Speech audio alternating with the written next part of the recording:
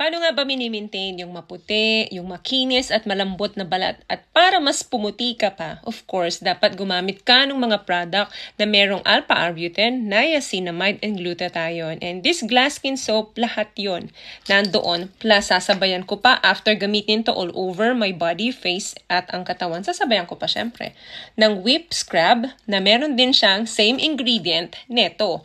Plus, after nyan, sasabayan ko pa ng ating Gluta Instant Whitening Lotion na may SPF 35. So kapag itong tatlong product na to ay nagsama-sama na ginagamit mo siya maintenance, of course, maganda talaga yung magiging resulta.